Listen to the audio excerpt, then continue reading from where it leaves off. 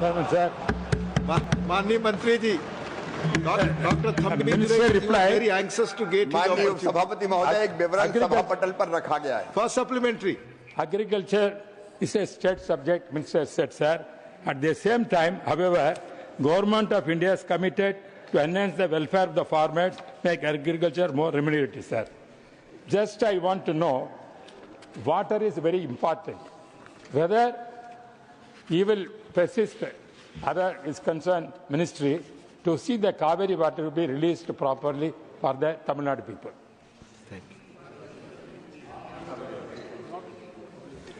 माननीय उपसभापति महोदय, मेरा विभाग कृषि और किसान कल्याण विभाग है और राज्यों के बीच अगर जल का बंटवारे का कोई सवाल है तो वो मेरे विभाग का विषय नहीं है और ये मूल प्रश्न से उद्भूत भी नहीं होता। Second supplementary. Next supplementary, sir.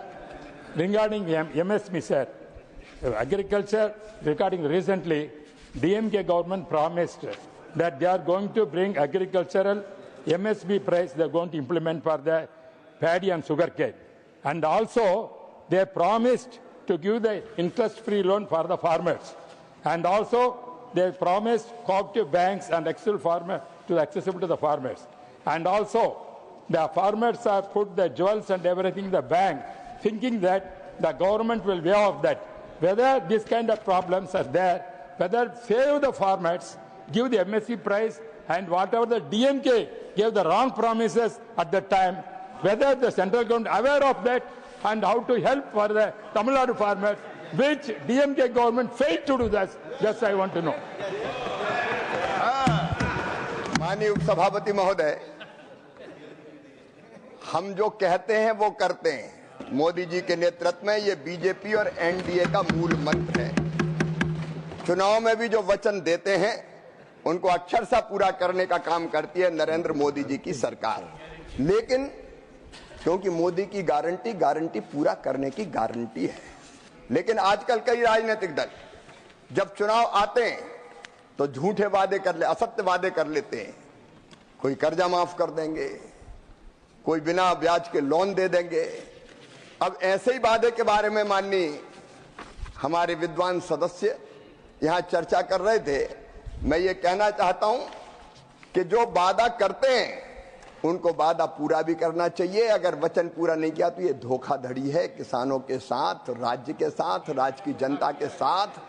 और इसलिए इस तरह के वादे पूरा करने के लिए जनता ही उनको दंडित करेगी। जहां तक हमारी सरकार का सवाल है किसानों के कल्याण की, माननीय उपसभापति महोदय, अनेकों योजनाएं बनाई है।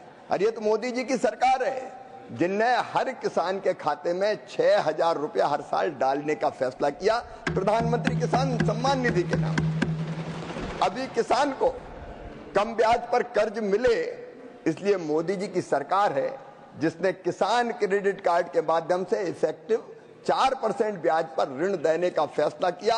और अब तो ऋण की सीमा भी 3 लाख से 5 लाख रुपया तक बढ़ाने का काम किया है, ताकि सुलभ और आसान ऋण कम ब्याज पर किसानों को उपलब्ध हो सके। और माननीय उपसभापति महोदय, किसानों को सस्ता खाद मिले, इसलिए 2,54,000 करोड़ रुपया तक की अगर फर्टिलाइजर सब्सिडी देने का काम किया है तो नरेंद्र मोदी जी की सरकार ने किया है। हम किसान को राहत देने के लिए कटिबद्ध हैं। और इसलिए इरिगेशन के बारे में सवाल पूछ रहे थे, सूक्ष्म सिंचाई योजना मिशन पर ड्राप मोर क्रॉप, उसके लिए किसानों को सस्ते दाम पर 45 से लेकर 55% तक की सब्सिडी कौन देते हैं? केवल नरेंद्र मोदी जी की सरकार देने का काम करती है।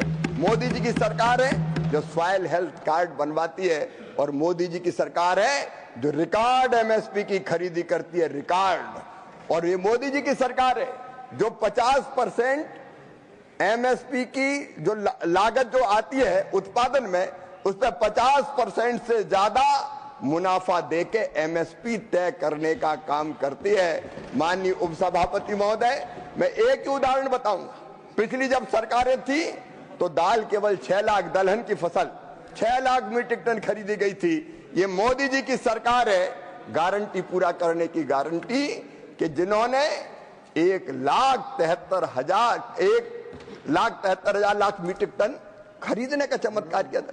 और इसलिए किसानों के कल्याण की कई योजनाएं मोदी जी की सरकार ने बनाई है और जिनका लाभ तमिलनाडु की जनता को भी मिल रहा है। तमिलनाडु की जनता को भी केंद्र सरकार का लाभ देने के लिए हम कटिबद्ध हैं और इन कल्याणकारी योजनाओं के माध्यम से उन किसानों को लाभ पहुंचाया जा रहा है। माया नारनोलिया जी।